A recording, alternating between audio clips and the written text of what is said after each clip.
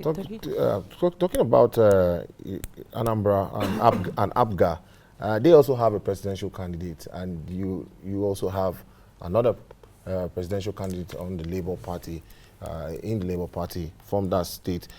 Are there any worries? Are there any concerns about not only in Anambra now, in the southeast, generally, with regards to the fact that we have persons from that region, in this race for you? Well, we are not taking anything for granted in the southeast. We are not ignorant of the fact that there are a lot of people who are angry. There is so much sentiment and emotion in the air, justifiably so.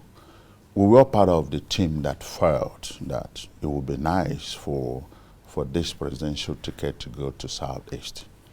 We put in our resources, we put in our networks, and went around campaigns, sensitized people, and obviously being just in the middle of it and knowing how the system works and how the game is played. People like us, as soon as the candidates emerged, we took a critical look at it and said, it's time to move on and plan for the next election. That's the way it's gone. I personally have gone to election. I had put in so much in PDP in Anambra State. I won the primaries. I was just changed. I had to move on.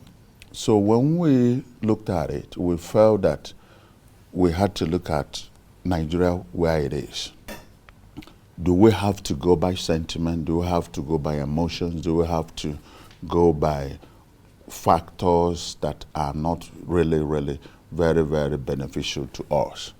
And we felt that we have to stick in PDP because the Southeasterners had invested so much in PDP.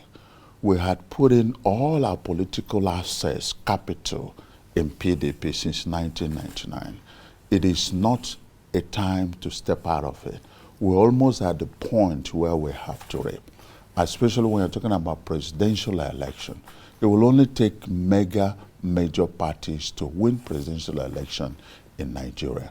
So we felt that if at this point we lost it, is going to, if we have a candidate from Northeast in the person of Alhaji Atiku Abubakar, and he has graciously chosen another Igbo man in Ifeanyi Okowa as his running mate, it has been a demonstration of his belief that we deserve also to be part of this system. In one time when he ran, he had Ben Obi as his vice presidential candidate from Anambra State. His last outing was with His Excellency Peter Obi from Anambra State. So right now, he now has Ifeanyi Okowa, an Igbo man, just next door neighbor. It's a demonstration of his belief that we deserve a whole lot more than we're having. So our calculation, therefore, now is this: stay in PDP, support PDP cause. As soon as he finishes his tenure, then the whole of the North may have had their shot in the presidency. And naturally, the next place will be not South anymore, but Southeast. And the only way we will have the strength, energy, and the moral authority and right to demand for that in PDP is only if we perform extremely well to show PDP we have votes even to win for ourselves. So these votes are what we are calling on the Southeasterners to screw their anger, to screw their emotion and sentiment, and come out as usual and vote for PDP. When we do that, then we are guaranteeing ourselves that PDP will be behind us in the next election. Look, we had always had political alliance with the North, starting from the first, second republic. That is evident in politics of NCNC, MPC. That was how our revered Zik of Africa became the president of Nigeria, with the government of MPC in government as prime minister. And then come Second Republic, we were we had the vice presidential in MPN, and then we have the Speaker of the House Umezoke in MPP. So, and it is also clear from our calculation that the most popular politician from that part of the world that ever lived is Zik. Not only Zik of Nigeria, Zik of Africa. He had always in the past political outing won all the election in the Southeast, even Middle Belt, and then you know, even going even to part of Edo, the current Edo and other Midwestern states. But those votes have never been enough for him to win the presidential election. We have had also great Awo. Awo had won all the votes in the southwestern region, but he has never won the presidential election. It just simply means that no region can win that alone, even the North. I've said in this studio that once upon a time, Buhari was so popular. When he was doing it all alone, he had his millions, 12, 13 million votes guaranteed in any election. He has never won it, except the point he was able to go into alliance with the Southwest in his day with Tinubu and his co. That was when he won the election. Therefore, for us to come in Saudis and say, we're going into a minor party, we have to show our anger. It's right, it's somebody's right to express himself, but politically, will you be happy when you waste your most precious assets, which is your vote? And again, if all our concern is to make sure APC don't come back, for all we feel about them, why are you not aiding this process that could be directly or by default bring back APC?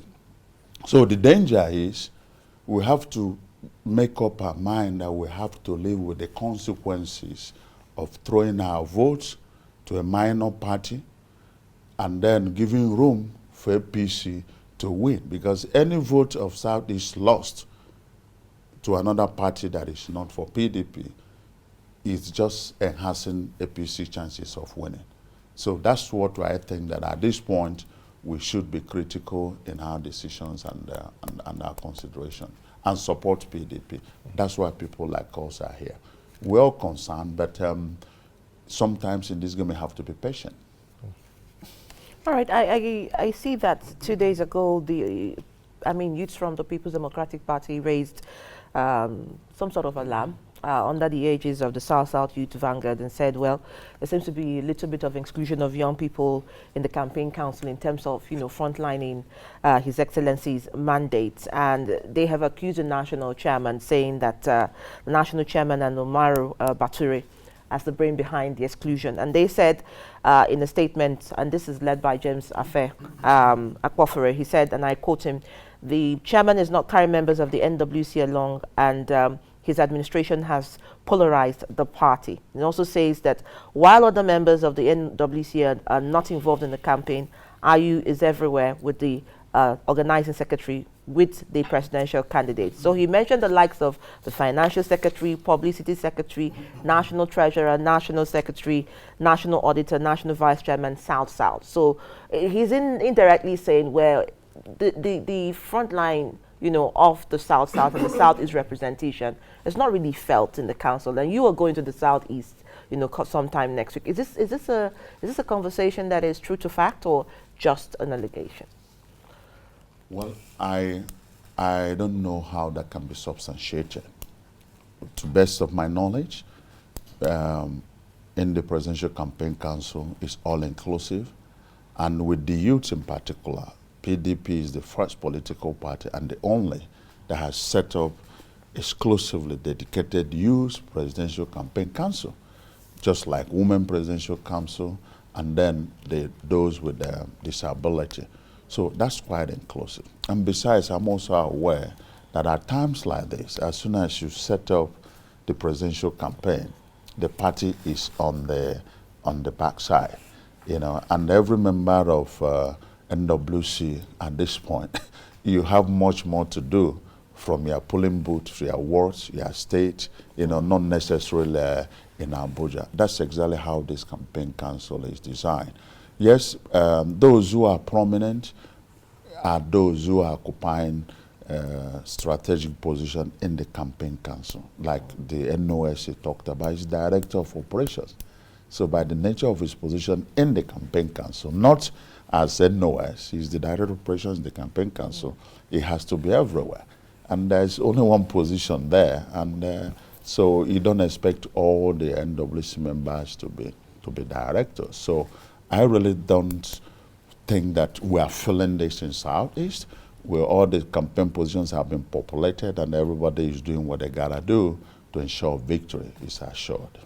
Okay, and just to stretch that a little, day before yesterday, that's about 3 days ago, there was also a newspaper article from members of the Okigwe zone saying that in the Presidential Council, you have 2 members representing Owerri zone and 1 person from Olu zone in Imo State, but none whatsoever representing Okigwe zone. So they're worried that when the campaign moves to Imo, the people from that particular part of the constituency and local government will be excluded in, of course, sharing in the mandate of His Excellency. So what is the mechanism for, leaving no one behind, especially when you're looking at the Southeast at this matter? Well, as far as I'm concerned, the Presidential Campaign Council National, which probably they are referring to, has a membership over 600 members, and there are statutory definition of who should be a member. And as much as those who are qualified to be there, I am sure they are accommodated. If they are referring to the Presidential Council in the state, usually the way it's structured, you have state DG, which I'm one of them, and then you have 9 positions. Expectedly, internally, the states are supposed to spread these things to competent people who are supposed to handle that. The party in the nation here has always been preaching inclusiveness. So if this is an omission, I am sure that internally the people there will be able to correct that and make sure everybody is carried along. Because, every vote matters and participation is necessary. So that is the spirit of this campaign. Get everybody on board and then let them put in what they can do to get the best result. All right, still staying in the Southeast, I want to find out from you your concerns about the attacks on INEC facilities in some areas. What do you think is fueling that? Because some persons say already the issue of insecurity and the fact that some, you use the word agitation of certain persons who have even come out to say that elections in the Southeast may be like passing through the Eye of a Needle. Yes, we're concerned about what is going on. But you recall that it is like presenting itself like a recurring decimal. Towards the last gubernatorial election in Anambra State, the insecurity was unprecedented, like never has ever been in this country. But by the special grace of God and the activities of the security agencies, we were able to overcome. So I really think that the attack on INEC facilities is not peculiar to Southeast. I've heard about other incidents around the world, around the nation. But I am strongly confident that we will overcome. This nation needs this election. The only thing giving some people hope to live longer is because there will be a change of government in 2023. And that they believe that if it becomes PDP, life will at least come back to how it used to be. So anything that will make this work is what we will support. And my appeal to those of our brothers and sisters down there is to understand that, yes, we share your feelings, we understand your pains, we understand. The point has been made. And at this point, we have to sit down and find political solution to most of these problems. And we can only find that solution if you participate in the process, not if you disrupt the process. So I am aware that a whole lot of things are in place to ensure that we overcome this immediate challenges and ensure that the region is fully ready for the election. All right, and in terms of, protecting the votes, one thing is to go to the elections in the Southeast, because oftentimes when you go to the ballots, you see a lot of young people also being used as, thugs and miscreants to be able to disrupt the system. And I know that INEC says quite enthusiastically that they will not tolerate any act of violence. However, what is the PDP doing as a party in itself to be able to relate with the securities before the election to create an atmosphere of non-hostility towards the youths? PDP is fully in compliance with INEC expectations in this direction. But I have to also let us know that it became a modern to use talks for the election when it could rig, it could change the ballot box, change the ballot papers, and then rewrite the outcome of the election in the polling booth. But the electoral processes, laws have evolved for the past years. And today, it is no more lucrative to hire thugs because they have no business anymore to do for you. The elections with the beavers has brought an end to the use of thugs to conduct elections. So those violences, I have no doubt, will come to a very, very bearable minimum. We saw that in Anambra State in the last election. On the election day proper, there were basically almost zero issue of thuggery and all that. So I really think that INEC has worked so hard to introduce new systems and laws and regulations that have made the use of thugs for the election quite unlucrative. So we do not expect a whole lot of that in the Southeast, in Nigeria at large. All right. All of these leading to the 2023 election is about making Nigeria work. And that in itself is the title of the book here, Pathways to Greatness. That's the 262-page book. It has about 15 essays inside of it. The very first essay is on value of diversity and restructuring to save Nigeria. Let me start from there. I don't know why it's the first one, because I know that you know there are 15 of them, but why this is the first, I don't know. So let me find out from you why this is the first. Value of diversity, restructuring to save Nigeria. Well, it is the first one because it is a very, very topical issue of the moment. For me, my strong support for Atiku Kowa presidency is because of Atiku's position in restructuring. And I also realize that this is what the Southeasterners need most. This is what Nigeria needs more than anything.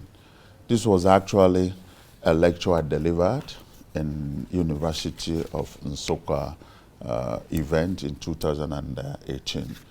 You know, at that point, it was not as popular as it is talking about restructuring. So you had to take boldness and courage to come openly and make your opinion known and put it on paper.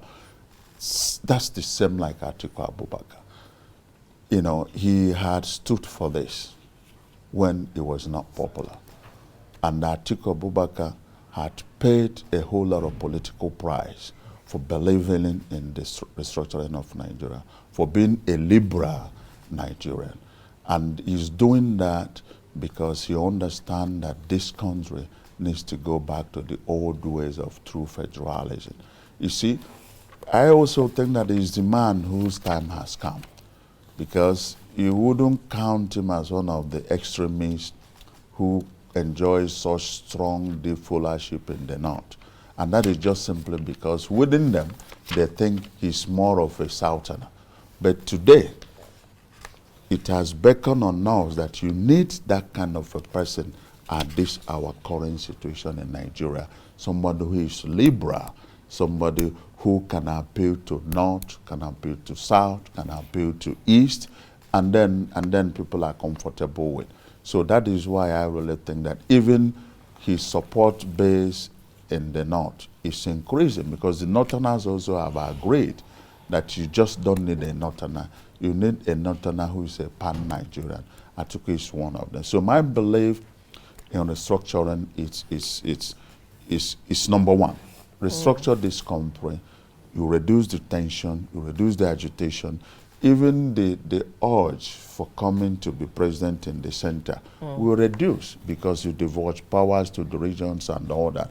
I am a big student and follower of the politics of the First Republic, the Emir Bala and the rest of them. That was the system that gave us the greatest things we have. In the midst of nothing, no oil.